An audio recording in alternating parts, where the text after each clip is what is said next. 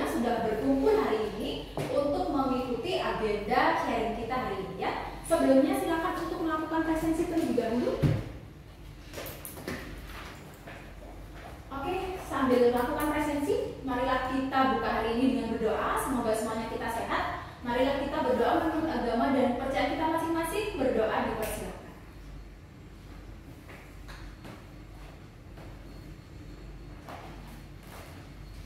Oke, senang sekali saya di sini bisa berkumpul dengan mahasiswa-mahasiswa dari beberapa universitas ya.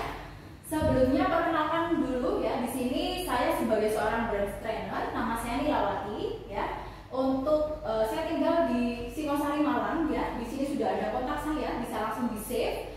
Barangkali ada pertanyaan ataupun informasi bisa langsung di-sharingkan gitu ya. Untuk di sini di PT Sumber Karya Trijaya sendiri saya berkarir mulai tahun 2007 sampai dengan 2015 saya di operation. Kemudian dari tahun 2015 sampai dengan sekarang saya berada di brand trainer. Sebelum saya lanjut ya, saya jelaskan dulu untuk pengawasan kesehatan dan keselamatan di lingkungan kerja. Yang pertama, pastikan untuk menjaga suhu ruangan sesuai dengan standar. Kemudian penerangan harus sesuai dengan standar. Ada apa juga ya, untuk mencegah kebakaran kecil dan tentunya dipastikan tidak expired. Kemudian merapikan kabel karena pasti banyak sekali rangkaian kabel untuk komputer maupun jaringan gitu ya. Dan juga ketika nanti teman-teman di sini mendengarkan suara alarm, berarti itu adalah alarm tanda bahaya ataupun bencana. Silakan langsung berlari meninggalkan tempat dengan mengikuti tanda exit ya, untuk langsung berkumpul di titik kumpul. Kalau di kantor ini berada di sebelahnya smoking area. Nah, langsung saja untuk tata tertib pelatihan kita hari ini ya. Yang pertama, dilarang menggunakan handphone gitu ya. Kemudian dilarang merokok karena di sini adalah ruangan ber-AC. Dilarang makan dan minum, dan juga dilarang untuk gaduh gitu ya. Dan yang jelas to be on time. Nanti ketika waktu istirahat, berarti langsung istirahat. Kalau sudah masuk, berarti silakan masuk. Oke, sebelum kita bahas ke materi, di sini saya mau kita sharing sedikit nih ya. Nah, di sini ya yang sudah kita alami selama beberapa tahun terakhir, tentunya di sini teman-teman sudah tahu ya, yaitu COVID-19. Apa sih pengaruhnya dengan kehidupan kita gitu kan ya? Yang pertama yang jelas dengan pola hidup. Pola hidup dari yang sebelumnya kita sukanya kongko-kongko, nongkrong, kemudian main-main, kemudian kita harus dipaksa untuk berhenti. Yang kedua, pola belanja. Tentunya sebelumnya pola belanja pasti berbeda dengan ketika COVID. Kita lebih sering online. Ya, bahkan saat ini yang namanya online dengan offline itu sejajar. Ya, 50%. Apa dampaknya? Sistem pembayaran pun juga pasti akan berbeda.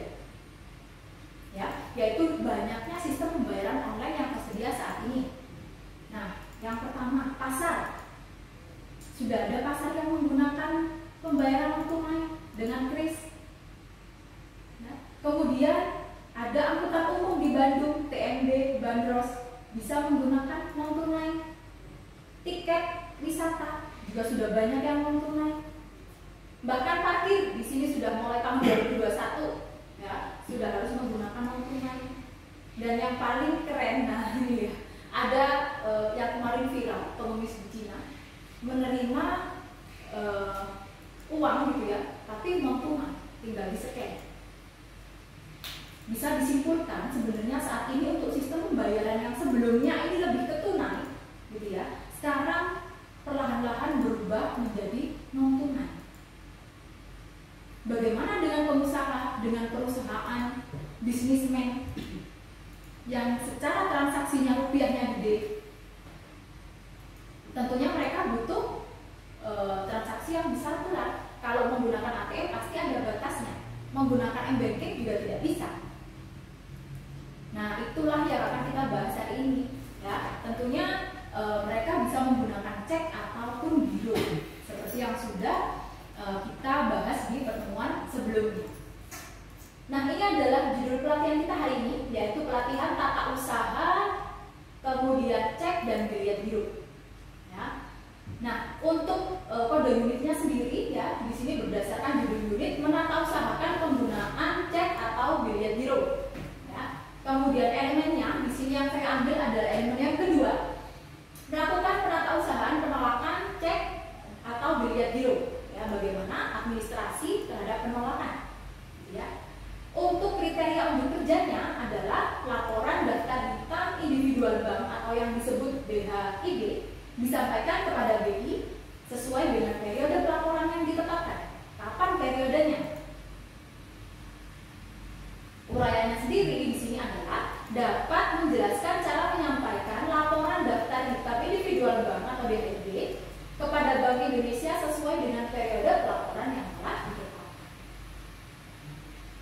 Nah, untuk roadmap-nya sendiri, pokok pembelajaran hari ini ada dua, yaitu yang pertama, bagaimana sih cara menyampaikan laporan DHIB kepada BI, dan juga periode pelaporan DHIB dari bank tertarik kepada Bank Indonesia. Tujuannya, apa sih tujuan kita hari ini ya? Setelah selesai mengikuti pelatihan, harapannya peserta dapat menjelaskan cara menyampaikan laporan daftar hitam individual bank atau DHIB kepada Bank Indonesia dengan teknik tanya jawab dan evaluasi. Nanti di akhir sesi akan ada tanya jawab dan juga ada mengajarkan evaluasi. Ya. Manfaat, kalau tadi adalah tujuan, berarti yang selanjutnya adalah manfaatnya. Tujuan itu ketika pelaksanaan hari ini. Kalau manfaat itu harapannya ketika nanti selesai melakukan pelatihan dan teman-teman kembali ke universitasnya atau ke lingkungan kerjanya, yaitu peserta mampu menyampaikan laporan DHIB kepada BI gitu ya, pada periode pelaporan yang telah ditetapkan. Kalaupun nanti teman-teman di sini jadi staf bank ya, harapannya teman-teman bisa menyampaikan ke BI dengan tepat waktu. Langsung saja kita masuk pada materi yang pertama, cara menyampaikan laporan DHIB kepada BI. Di sini saya mau reminder sedikit, ada beberapa istilah yang harus teman-teman ingat lagi gitu ya. Di istilah perbankan ada yang namanya DHN, DHIB, dan juga KPDHN. DHN berarti adalah daftar hitam nasional. Ini sudah diterbitkan oleh Bank Indonesia. Kemudian daftar hitam yang masih berada di bank tertarik namanya DHIB, belum dilaporkan. Ya. Kemudian KPDHN ini adalah kantor pengelola daftar hitam nasional yang berada di bawah naungan bank tertarik, bukan BI ya, bank tertarik. Nah, jadi ketika ada bank tertarik itu menerima cek atau giro kosong, yang bertugas untuk melaporkan kepada DHN adalah KPDHN dari bank tertarik. Nah, bagaimana cara untuk menyampaikan gitu ya kepada BI? Ada dua di sini. Ini berdasarkan apa? Berdasarkan PBI atau Peraturan Bank Indonesia tahun 8 nomor 8 tahun 2006 pasal 18 tentang daftar hitam nasional penarik cek atau biliet giro kosong dan ketentuan pelaksanaannya. Ya. Ada dua, yang pertama online ya, dengan menggunakan sistem informasi DHN atau yang disebut SIDHN dari bank tertarik sendiri. Jadi sebenarnya setiap bank tertarik itu memiliki yang namanya SIDHN. Ya. Nah, ketika SIDHN di bank tertarik ini mengalami gangguan, ya baru menggunakan cara yang kedua. Gimana caranya? Yaitu dengan SIDHN di Bank Indonesia yang mewilayahi atau kantor KPDHN terdekat, bank lain yang terdekat. Ada yang kurang jelas? Saya kami ya. Siap. Nah, kemudian ada beberapa hal yang harus diperhatikan ketika menyampaikan laporan DHIB kepada BI. Yang pertama, datanya harus valid, wajib valid. Kemudian bertanggung jawab atas kelengkapan, kehilangan. Ya. Yang ketiga, masih bisa melakukan koreksi jika ada kesalahan. Ya. Kapan maksimal? Yaitu maksimal di akhir periode pengumpulan. Nah, yang keempat dan yang kelima ada DHIB yang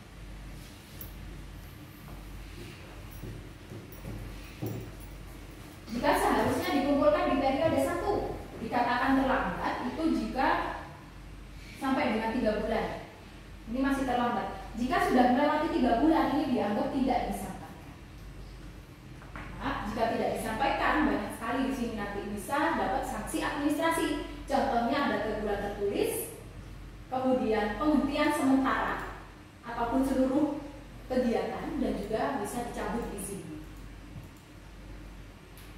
Kemudian ada periode pelaporan DHIB dari bank tertarik kepada BI. Nah, periodenya sedikit ya, hanya 2 saja, sama dengan caranya. Caranya tadi ada 2, periodenya juga ada 2. Periode yang pertama yaitu jika diterima di tanggal 1 sampai dengan 15 bulan berjalan untuk cek maupun bilet gironya. Itu masuk di periode 1. Kapan disampaikan? Di tanggal 16 sampai dengan akhir bulan. 2 minggu berikutnya akan diterbitkan di awal bulan. Jika masuk periode 2, berarti mulai tanggal 16 sampai dengan akhir bulan. Nah, yang mana harus disampaikan pada tanggal 1 sampai dengan tanggal 15 bulan itu. Ya. Nah, kapan penerbitannya? Penerbitannya adalah di tanggal 16 pada bulan yang sama dengan penyampaian DHIB tersebut. Bu, kalau pun tanggal 1 sama tanggal 16 hari libur, apakah tetap diterbitkan? Tidak ya. Jika bertepatan dengan weekend ataupun hari libur nasional, berarti DHN akan diterbitkan pada hari kerja berikutnya.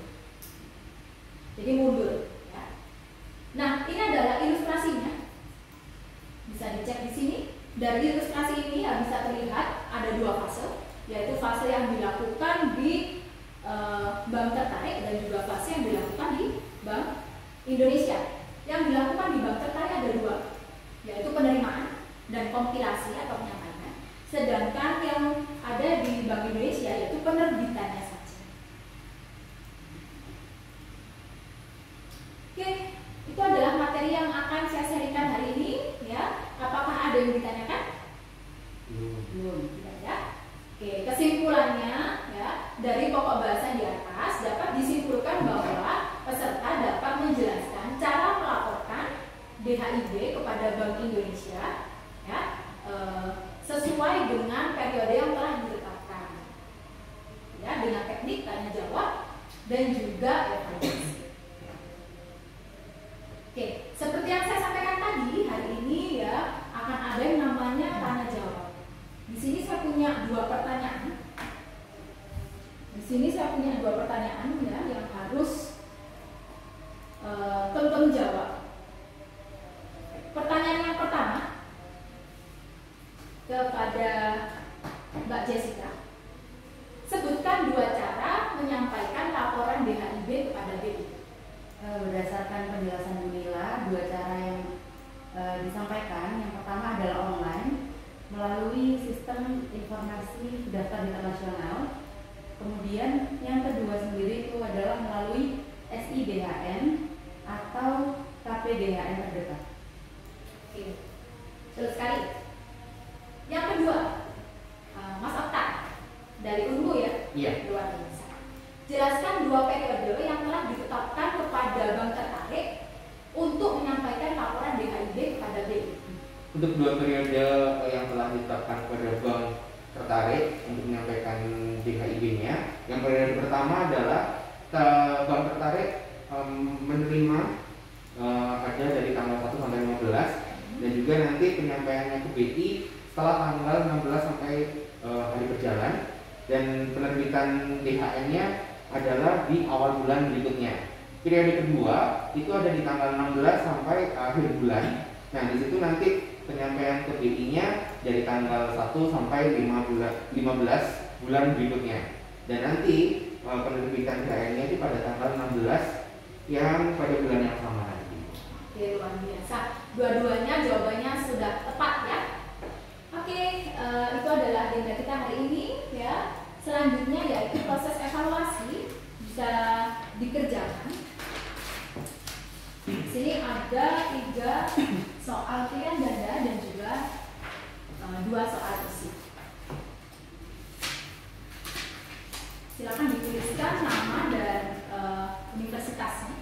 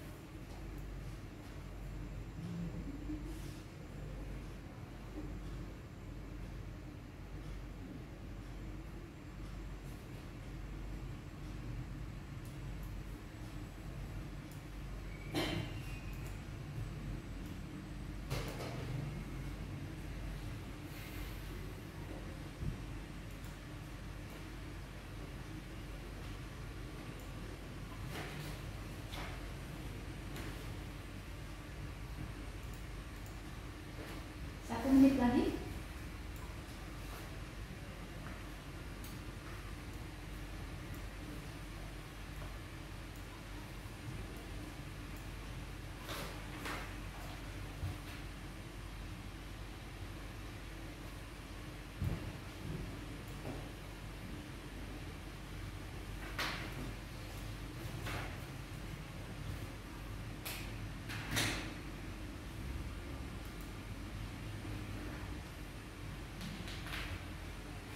Baik, silakan ditentukan.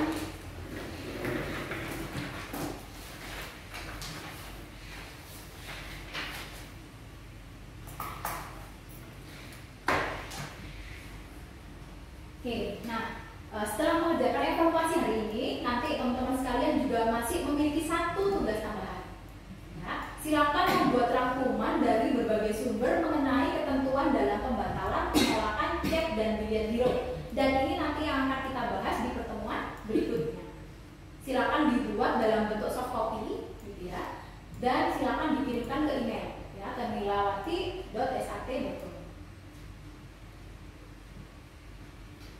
Nah, di sini sebelum saya akhiri, gitu ya, ada sedikit kata-kata bijak. Never stop to learn. Ya, jangan pernah berhenti belajar.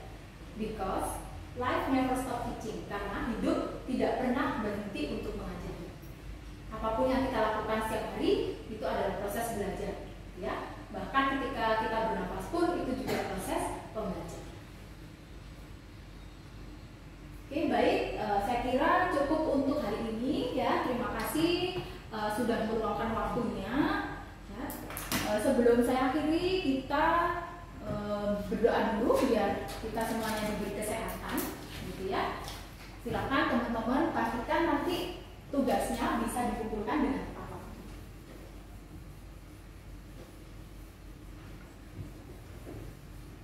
Oke, sebelum saya akhiri, kita berdoa dulu. Marilah kita berdoa menurut agama dan kepercayaan kita masing-masing. Berdoa dipersilakan.